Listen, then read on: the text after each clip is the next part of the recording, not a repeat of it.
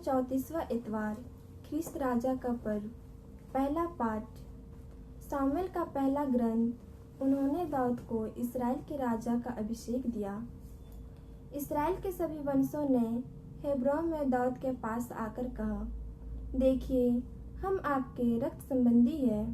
पहले भी जब साउल हम पर राज करते थे, आप ही इस्राएलियों को युद्ध के लिए ले जाते और वापस लाते थे। प्रभु ने आपसे कहा है, तुम ही मेरी प्रजा इस्राएल के चरवाहा, इस्राएल के शासक बन जाओगे।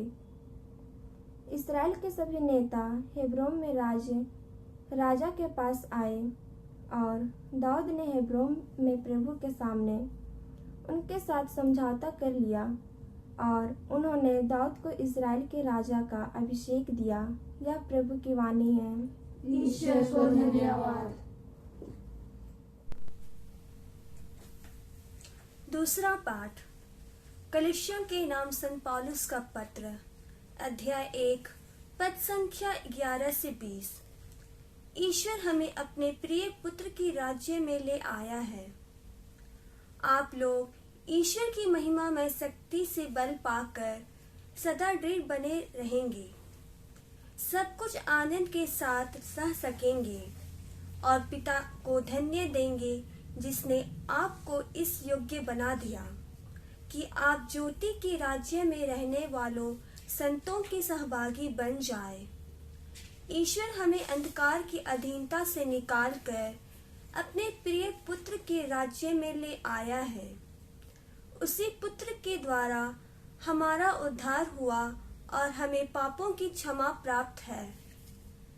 यीशु मसीह अदृश्य ईश्वर के प्रतिरूप तथा समस्त सृष्टि के पहलौठे हैं, क्योंकि उन्हीं के द्वारा सब कुछ की सृष्टि हुई है।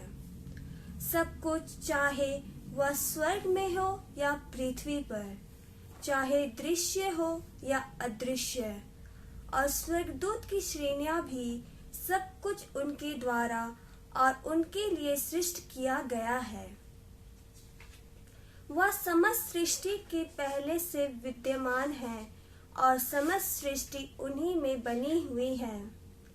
वही शरीर अर्थात कलीसिया के शीर्ष है।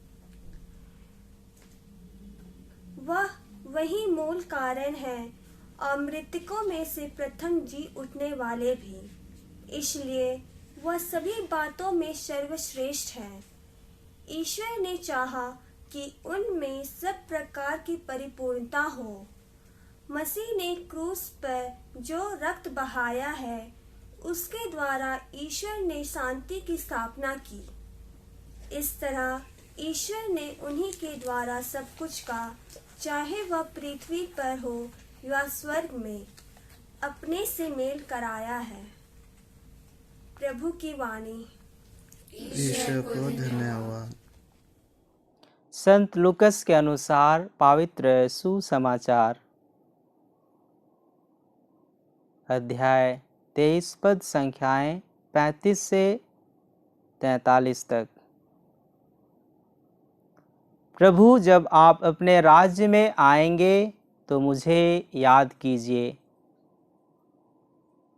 जनता वहां रुककर यह सब देख रही थी। नेता यह कहते हुए उनका उपहास करते थे, इसने दूसरों को बचाया। यदि यह ईश्वर का मसीह और कृपा पात्र हैं तो अपने को बचाएं। सैनिक भी उनका उपहास करते थे। वे पास आकर उन्हें खट्टी अंगूरी देते हुए कहते थे, यदि तू यहूदियों का राजा है तो अपने को बचा। यीशु के ऊपर लिखा हुआ था, यह यहूदियों का राजा है। क्रूस पर चढ़ाए हुए कुकर्मियों में से एक इस प्रकार यीशु की निंदा करता था, तू मसीह है ना, तो अपने को और हमें भी बचा। पर दूसरे ने उसे डांटकर कहा, क्या तुझे ईश्वर का भी डर नहीं? तू भी तो वही दंड भोग रहा है। हमारा दंड न्याय संगत ही है, क्योंकि हम अपनी करनी का फल भोग रहे हैं। पर इन्होंने कोई अपराध नहीं किया है। तब उसने कहा, यीशु जब अपने राज्य में आएंगे तो मुझे याद कीजिएगा। उन्होंने उससे कहा, मैं तुमसे कह देता हूँ, तुम आज ही परलोक में मेरे साथ होगे। प्रभु का सुसमाचार। हे ख्रीस्त तेरी स्तुति हो।